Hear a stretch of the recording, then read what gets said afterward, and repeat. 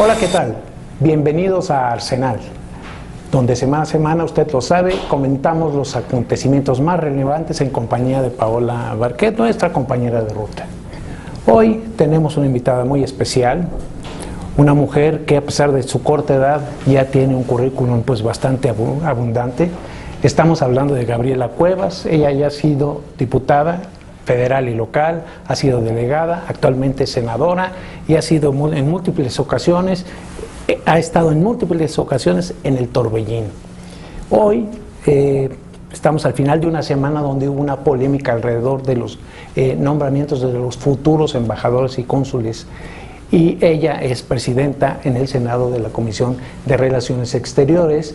Se le atribuyó, entre ellos en mi columna, a estar frenando estos nombramientos a cambio de posiciones para el PAN en el exterior. Quisiéramos preguntarle de entrada sobre este tema. Gabriela, ¿es verdad que estuviste ahí trabando los nombramientos, que querían meter de nuevo a gente, a panistas de Prosapia que ya estuvieron en el servicio exterior, que los querían volver a empujar? ¿Qué hay de todo esto?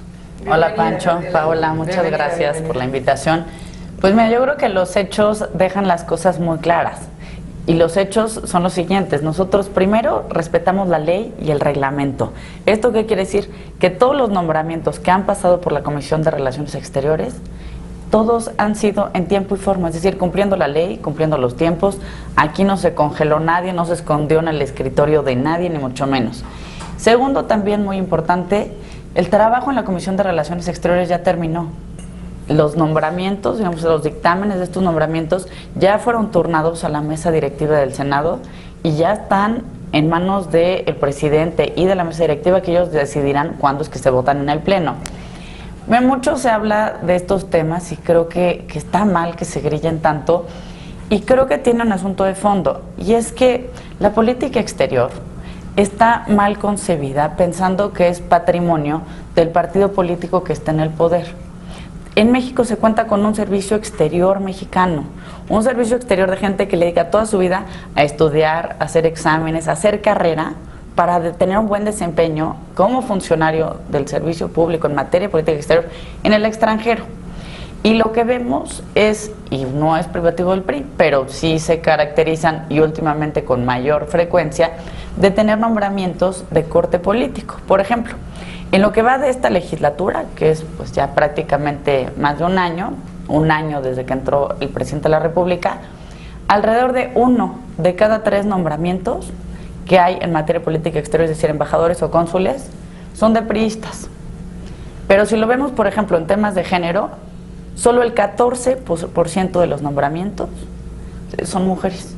Si esto lo vemos, por ejemplo, en temas de servicio exterior, en el servicio exterior que le digo que se van haciendo, formando, y hay todo un proceso de trabajo, de escalafón, ahí hay como más o menos el 30% de mujeres, que ya algunas llegan hasta el rango de ser embajadoras, tienen el título de embajadoras. Pero insisto, a la hora de que nos los mandan acá, ya para ponerles, a ver, tú vas a esta embajada, tú vas a este consulado, solo el 14% para mujeres. Entonces, claramente no se está cumpliendo ni con lo que debe ser la fortaleza de una vida institucional y que para lo que se tiene el servicio exterior. Pero por otro lado, está este doble discurso de decir, no, así que hayan cuotas de género y se mandan iniciativas por parte del gobierno al Congreso, y a la hora donde hay nombramientos directos del Ejecutivo Federal, solo el 14%, y en temas de partido, 1 de cada 3 son priistas. Sí, indudablemente en el tema de las mujeres hay mucho todavía que hacer. Hablabas del tema de los nombramientos políticos. Bueno, vimos como en la comisión, tú lo comentábamos antes de que empezara esta entrevista, pues el PAN votó en contra de 4 nombramientos políticos. Castro Trenti, el de Fernando Baeza, recuérdame los otros Arnolfo dos. Valdivia y Diego Gómez. Y Diego, ok. En los tiempos de Calderón hubo también nombramientos políticos de gente pues afiliada al PAN. Estamos Luis Felipe Bravo, Jiménez Remus, Pancho Barrio, bueno, para qué hago aquí un recuento de todos los que han estado ahí. Es decir, no es privativo de un partido haber hecho eso. Es como que en los tiempos de Fox lo mismo, ¿qué se tendría que hacer para acabar con esta situación de que los políticos ocupen? Porque además pues van a embajadas que todo el mundo quiere, ¿no? Yo creo que hay que evaluar las distintas características que han prevalecido en los sexenios, Pancho. En el tiempo de Fox fue el tiempo, hay que recordarlo, de la efervescencia de la transición. Y muchos de los nombramientos sí fueron para panistas, pero también para priistas y también para perredistas. Hay que recordar que hasta Porfirio Muñoz Ledo era embajador en el sexenio de Fox. Entonces, había esta parte sí políticos, pero mucho más plural. En el sexenio de Felipe Calderón también hubo pluralidad, tanto en consulados como en embajadas. En lo que va de este sexenio no hay pluralidad. ¿La pluralidad debe ser necesaria? Yo creo que no. Tampoco creo que el tema del partidismo sea la condición, primero, no es la condición suficiente para rechazar a alguien. No puedes rechazar a una persona solo porque tenga una credencial de un partido político. El problema viene cuando se cree que por ser militante de un determinado partido político va a ser un buen embajador o un buen cónsul. Y eso es lo que está sucediendo en muchas de estas comparecencias. Las vimos, seguramente se estarán transmitiendo en el canal del Congreso, pero no, claramente muchos no van a ser buenos embajadores. Y eso es lo delicado. A mí personalmente, pues sí soy panista, pero antes que ser panista, hoy el papel que desempeño es el de presidenta de una comisión del Senado de la República. Y ahí no hay tintes partidistas. Pero yo sí quisiera ver a más mujeres, pero también que busquemos en la academia, que busquemos en las organizaciones de la sociedad civil, que busquemos en aquellas organizaciones, por ejemplo, de migrantes que están tan empapadas del tema consular. ¿Por qué esa gente no se le toma en cuenta? Tienes toda la razón, Paola. Ahora, estando en el Senado, también nos podrías platicar, por supuesto, lo que está ahorita el tema en ebullición, que ya sería entrar de lleno al tema de la reforma política, de la reforma energética, que pues el mismo PAN está diciendo, bueno, pues vamos a tener una reforma energética, si es que primero se aprueba esta reforma política. Y el día de ayer, en el predictamen de la discusión, de pronto a las 9:30 los pues, representantes en las comisiones se enteran 9:30 de que a las 12 van a tener que votar este predictamen que tiene 232 hojas, un documento que en qué momento se estudia para después dar paso a una votación en 3 horas después, ¿no? Mientras desayunan, mientras se bañan, ¿no? A ver, pero antes de que te me salgas del tema, porque te brincaste de la reforma política, sí. Hay un asunto que hoy aparece en todos los diarios, que tiene que ver con una aparente diferendo que hay entre Jorge Luis Preciado y el canciller Meade. Preciado dice que Meade ya no es interlocutor válido y que se equivoca si cree que los nombramientos se pueden hacer únicamente con el apoyo del PRI y del Verde. ¿Qué hay al respecto? ¿Qué pasó? ¿Por qué llevar a la plaza pública esa diferencia? ¿Qué pasó, Gaby? Bueno, en la plaza pública, y como bien tú lo decías, hasta en connotadas columnas, se ha ventilado este tema, cosa que no sucedía. La verdad es que, mira, en todo un año hemos tenido, por ejemplo, apenas en abril tuvimos un paquete de evaluación de 24 embajadores y cónsules, que no salió ni una sola nota sobre el tema.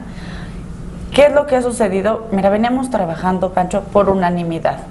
Todos los nombramientos que habían pasado por la Comisión de Relaciones Exteriores se habían aprobado por unanimidad, tanto en comisión como en el Pleno.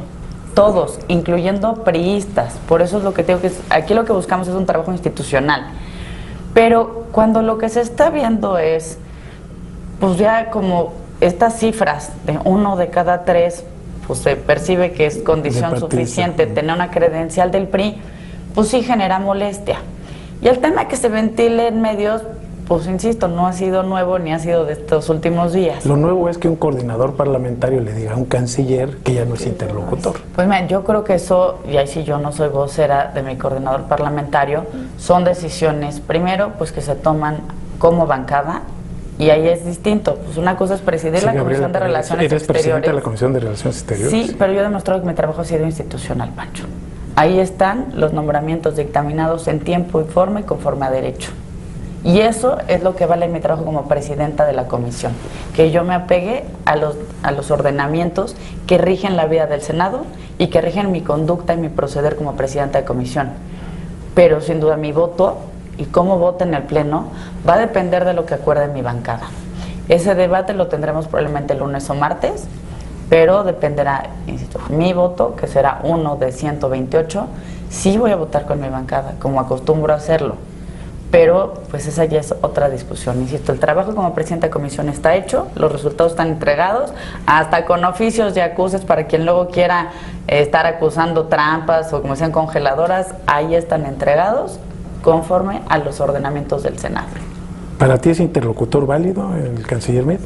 Pues mira, yo lo primero insisto, en lo que tiene que ver con el trabajo de la comisión, y ahí sí tengo que ser muy clara en distinguir las cosas, porque cuando se confunden las cosas salen mal. Entonces hay que aprender a definir, que a veces nos pasa eso a los mexicanos, ¿no? No le ponemos las palabras a las cosas. Una cosa es ser presidenta de comisión, donde mi trabajo es y seguirá siendo siempre institucional, y estaré trabajando de manera institucional con el Estado mexicano y con todos los interlocutores que lo requieren, con los embajadores, con los cónsules, con los secretarios de despacho, con el mismo presidente de la República, con los gobernadores. Al día de hoy hace labor de diplomacia hasta muchos municipios. Todos, sin duda, para mí representan una interlocución de mi trabajo porque quiero que el Senado esté involucrado en todos estos temas. Si seguimos pensando que el Senado solo está para andar palomeando nombramientos, pues flaco favor le hacemos al Estado mexicano. Claro. El Senado estadounidense, por ejemplo, es mucho más fuerte que el Senado mexicano porque sabe tener esa parte. Como panista, insisto, votaré conforme lo defina mi bancada. Y es ya para salirnos de este tema y entrar en el que te planteo, Paola, las versiones son de que hay celo por parte del coordinador Preciado porque habla directamente con Cordero y pues todos conocemos la historia de Cordero y de Preciado. Pues mira, eso habrá que preguntárselo a Preciado. Insisto, yo no soy vocera ni del canciller, ni de Cordero, ni de Preciado. Pero bueno, lo quería dejar plasmado ahí para que la gente entendiera un poquito. Que conste que no soy vocera de ninguno de los tres.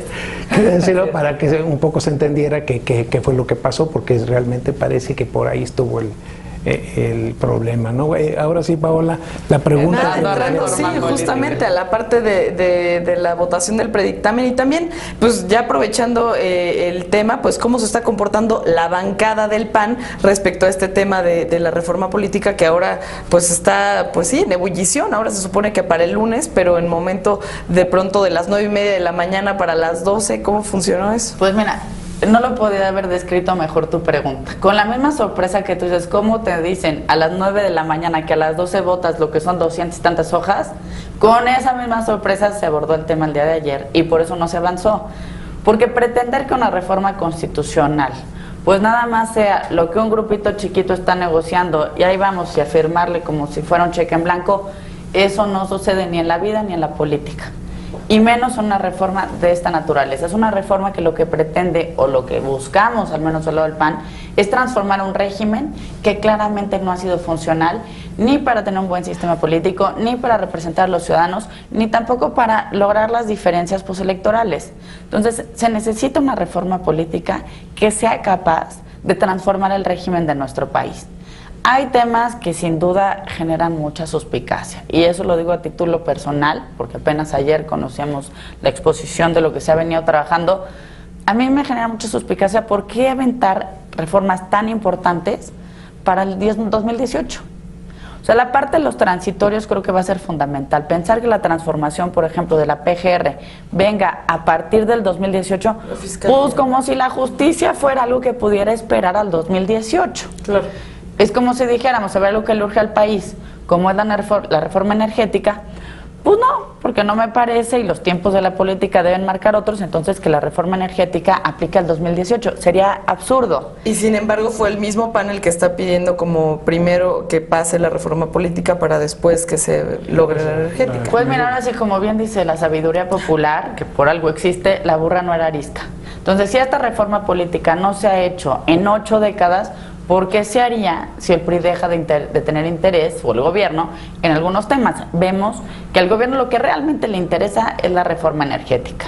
Al PAN también le interesa que haya una reforma energética, pero me parece que es una prioridad mucho más fuerte del gobierno que del PAN. Al PAN le interesa mucho la política porque sí creemos, y ha sido una lucha histórica del PAN desde que se fundó en el 39, transformar un régimen autoritario. Si lo vemos en términos de números, hay 10 estados de la República de los 32 que siempre han sido gobernados por el PRI. Vemos que hay muchos institutos, vemos, y lo hemos visto elección tras elección, que hay conflictos postelectorales. Vemos que permanece la compra del voto, que hay casos como el de Monex o el de Soriana, que de repente nuestras autoridades electorales dicen aquí no pasó nada. Por eso es importante una reforma político-electoral, para darnos certeza de las reglas del juego. Obviamente, lo que sí quedó muy claro el día de ayer, por lo menos en la parte que tuvimos reunión del grupo parlamentario del PAN, es la pretensión de analizarla a fondo. Ayer revisamos artículo por artículo, no va a haber cheques en blanco. Muy bien, bueno, pues sí. No va a haber cheques en blanco. Bueno, esperemos que no haya tampoco cheques en blanco. Bueno, es que parecía que lo esperáramos. El comentario de Paula me parece muy claro porque sí había una expectativa ayer de algunos senadores, principalmente del PRI, de que sesionaran las comisiones a mediodía. Es imposible pensar que ni con cursos de lectura rápida alguien pueda revisar 250 páginas y decidir voto. Exactamente, en 3 horas. Es absurdo y me parece pues una falta de respeto al proceder republicano que debe tener este país. Bueno, yo creo que, digo, y por la experiencia que yo tengo, yo creo que de los 128 senadores, unos 28 leerán esas 200 páginas, ¿no? Pero los que sí leemos, pues nos gusta que nos tomen en cuenta y nos gusta opinar y nos gusta decir, y entonces tienes 2 opciones, Pancho. O las procesas adentro de los grupos parlamentarios y entonces les dices a los negociadores, oigan, todavía hay que revisar esto, o entonces vemos después los problemas en el Pleno que acaba siendo aprobar cosas con las que después nos dimos cuenta que metemos las patas. Sí, no voy a repetir aquí todo lo que sucedió ayer porque fue un día terriblemente movido ayer. Quiero abordarte otro tema que a mí me parece sumamente delicado y es el relativo a las acusaciones que este señor conocido como La Tuta, Servando González, le hace a una de tus compañeras de bancada, a Luisa María Calderón, que además es hermana de un expresidente de la República. Este tipo de cosas son inéditas, no tengo memoria que haya sucedido una cosa por el estilo. Vi que este asunto, de alguna manera, ayer estaban prácticamente toda la bancada que ha estado, estoy obviando una cosa, que ha estado peleando, dividida, desde que inició prácticamente la legislatura, y este asunto los cohesionó. Yo te quisiera preguntar qué opinión tienes tú de este asunto, primero, es que se les hayan metido aquí templarios, si le hacemos caso a Luisa María, porque ellos dicen que no son templarios, y hasta incluso aparecieron en conferencia de prensa diciendo que iban a demandar a la senadora por daño moral, etcétera. Decía, no tenemos claro si realmente eran o no eran, bueno, pero la senadora dice que sí eran. Luego aparece este video con La Tuta diciendo, la única que pide favores es la senadora Luisa María Calderón. Es decir, ya pues la situación ya llegó a un nivel, pues, sorprendente. Yo me quedé sorprendido de ese video cuando lo vi ayer y creo que la respuesta de ustedes fue la adecuada. Yo quisiera conocer tu reflexión al respecto. Mira, Pancho, conozco a Cocoa y a La Tuta, gracias a Dios no. Pero conozco a Cocoa, pero no le quisiera apostar en mi argumento a lo que la estimo y a lo que pienso de ella. A ver, supongamos que a cualquiera de nosotros, ya sea nosotros 3 o quienes nos ven, pues llega un criminal que él mismo ha confesado ser un asesino, que ha confesado ser un criminal, que se ha mofado de las instituciones y de la Procuración de Justicia de este país. Y nos acusa a cualquiera de nosotros 3, o usted que esté viendo esta entrevista, pues de ser delincuentes. Ahora estamos hablando de alguien que de forma confesa tiene no solo una mala reputación, sino que claramente es una mala persona. Alguien que puede matar no es una buena persona. ¿Tú meterías las manos al fuego por Luisa María? Es decir, ¿estás segura que no se acercó con los templarios? Mira, Pacho, Coco es mi amiga. Por eso quiero buscar un argumento lo más objetivo posible, porque Coco es mi amiga y porque creo en ella. Pero si alguien como La Tuta llega y te acusa, yo la verdad me sentiría francamente honrada. Que un delincuente de esos esté acusando a una senadora, que ha sido la única senadora de Michoacán, que ha señalado a los criminales, que ha señalado al gobierno de la República y su fallida lucha contra el crimen organizado en Michoacán. Hoy en Michoacán el gobernador está de adorno. Hoy en Michoacán no hay poder que se respete. Hoy en Michoacán la gente está asustada. ¿Por qué entonces vamos a pensar que un criminal tendría razón? Y una senadora que, insisto, ha sido la única voz que le ha exigido al gobierno federal, que en público y en privado la única senadora que le ha exigido cuentas al gobernador. Ahora resulta, pero eso sí, si vemos el video completo, la tuta de quien opina re bien es de las autoridades del PRI. La tuta en su video se siente cómodo con el gobernador y se siente cómodo con este gobierno federal. A mí, de entrada, independientemente del cariño y aprecio que le tengo a Cocoa, ese video me parece muy elocuente y muy claro. En el mejor de los casos, la tuta tiene muchísimo aprecio por el PRI y por las autoridades de Michoacán y el gobierno de la República. Y ese aprecio, perdón, porque nos dediquemos a la política, sabemos que nunca es gratis. Paola. Esto le estará pegando también a la unidad del PAN. Ahorita habrá polémica dentro del PAN porque por un lado está la parte, sí, de las votaciones, de las reformas, en fin, y ahí hay, pues sí, desunión, podríamos llamarlo, pero este tema igual vuelve a generar tensión. Yo lo que veo es que en el PAN, mira, somos en eso medio un poco raros. Tenemos nuestras divisiones, pero a la hora de la hora votamos todos juntos. En el PAN, en el pleno del Senado, no hemos tenido una votación con la bancada dividida. Entonces, sí podemos tener como diferencias al interior del partido y esos debates, pero a la hora de la verdad, el PAN sale unido a las votaciones. Entonces, tanto el respaldo a Cocoa quedó muy claro ayer, pero también el tema de las reformas, igual lo que nos pasa es que antes éramos mucho más rápidos para procesarlas. Ayer tuvimos horas y horas de reunión, pero tener estos espacios de debate y para procesar y para analizar me parece una muy buena noticia para el PAN. Así era el PAN antes, yo entré al PAN en 94 y así era el PAN antes. Entonces ni estamos como pues peleados con la disputa y el debate interno, y creo que por el contrario estamos retomando esas tradiciones. Sí está mal que se vea luego los pleitos que parecen pues ya pues pleitos y berrinches, pero pues también es natural en un proceso donde se va a renovar la dirigencia. Ahora, del PAN. ¿cómo está reaccionando el PAN frente a esta cuestión, que también es otro tema que definitivamente tenemos que tocar, frente a que el PRD pues ya sale del pacto? El pacto es un tema que definitivamente podemos abordar contigo y que nos platiques qué pasó, qué está pasando ahora en el PAN cuando se fijan que, híjole, ustedes sí se salieron de la mesa, pero no por completo, no renuncian. ¿Qué pasa ahora? ¿Cuál es la diferencia entre lo que está haciendo el PRD y lo que hizo el PAN en su momento cuando estuvieron en desacuerdo con el pacto? Yo creo que el pacto lo que ha dado es una linda narrativa de cómo nos gusta el consenso en nuestro país, no más allá.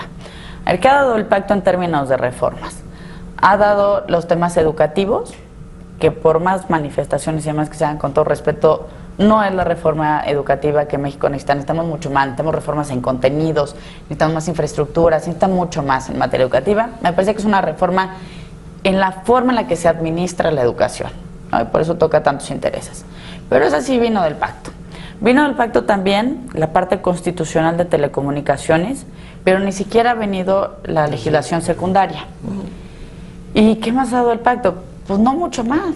Digamos que el pacto terminó con una época donde no había diálogo, digamos, entre gobierno... Entre el eterno pleito entre Andrés Manuel y quien estuviera de presidente en turno. Que vivimos, la verdad, todo el sexenio pasado fue una estira y afloja, que de alguna manera yo creo que en el ambiente pues estaba mucho menos propicio a que se llegaran a acuerdos, o por lo menos a que platicaran, porque ni siquiera se sentaban. Bueno, Marcelo no se sacaba una foto, sí, ¿qué tal junto con Felipe Calderón. ¿Estaríamos diciendo que ya se acabó el pacto? Yo insisto, más allá de si hay o no pacto, el pacto ha sido una linda narrativa.